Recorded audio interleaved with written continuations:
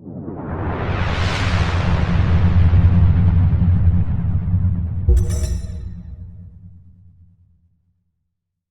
back to Lear's Tool Chest. My name is Keith Koger. I've been a leader in my company for over 5 years, and today I want to introduce you to um, another book that I've been thinking about a lot, and it's really it kind of hit me the other day. I was thinking about the oil and gas industry, and that kind of led to that there was something before that, and before the oil and gas industry, there was the whale industry, which I know not a lot of people know. And this episode number 14 is about the true story of Moby Dick. I'll go ahead and I'll pull this up for a second. What really got me thinking about this, there's a movie I saw, I think this is from 2014, In the Heart of the Sea. And it's got Chris Helmsworth in it.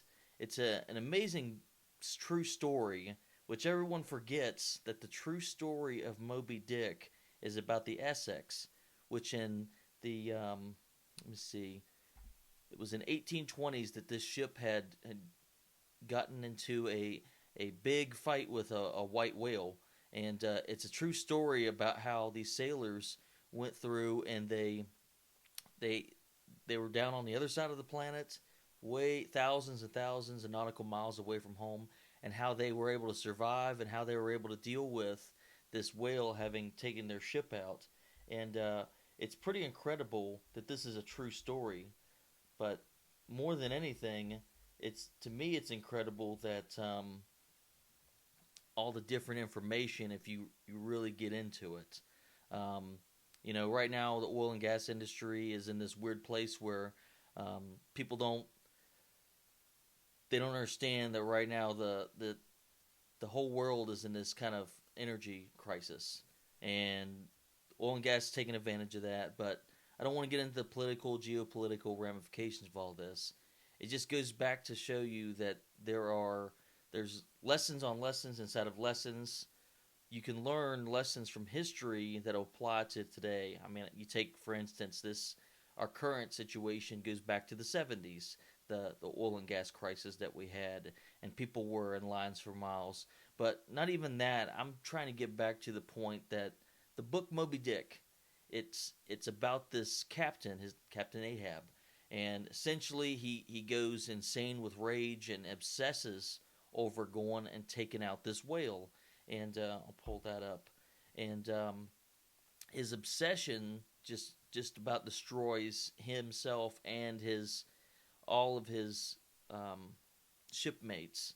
And it's an incredible story. But like I said, what really fascinated me about all this is a true life story. Not that the captain went mad. That this is a true story that you can use as a leadership tool. A bad captain causes all these horrible things to happen, and it's really a fantastic tool if you really think about. Some stories are made up, but the truth is sometimes even scarier than the story that's made up, because the real captain that this actually happened to was actually a really good man. He did everything in his power to do all the right things he could do, and but to make the story more interesting, Herman Melville, he had to make it into something that he could actually package. But to me, there's still a lot that can be learned from this story, and it's a fantastic read. It takes a little bit of time. It's quite a hefty book, but The Heart of the Sea is an excellent movie. It's a Warner Brothers picture, um, but really, I still think it's fantastic and kind of insane that at one point that was how everyone got their oil was through whale blubber. I mean, I just can't imagine there was a time where you couldn't get oil out of the ground. So just thinking about, I come from the state of West Virginia, where the oil and gas industry that's just always been there. It's just a staple of like who the people are there. And I think about like this whale industry that existed, 100 years before the oil and gas industry existed, and it's it's if you're a historical person, if you really like to read, I recommend Moby Dick by Herman Melville. Also, like I said, I recommend the movie The Heart of the Sea. It's an excellent watch. But really, just getting back to all of how this applies is you can take anything in life and you can apply leadership tools to situations, whether it's you're watching your kids play sports, you're reading books about the past like this, you're thinking about the historical things that have happened. There's just always all these lessons that can be learned, that can be, you can take real life um, instances and you can apply them to your style of leadership. I like to take things that already are, and how can I morph them and mold them into a tool that gives and tells a story.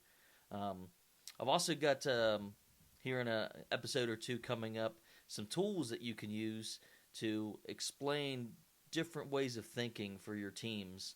And I'm looking for any comments, anything you've got. I'm, I'm here to help you grow as a leader. I really like I said, using tools and things that are around you every single day that can be used to help your team grow and help you grow. And I just want to thank you again. Leave me a comment, leave me a like. Here at the Leaders Tool Chest, we're always looking for other opportunities. Like I said, I'm exploring past books, podcasts, TV shows, movies. So if you get a chance, leave me that like, leave me that comment, and I hope you have a wonderful day. Thank you.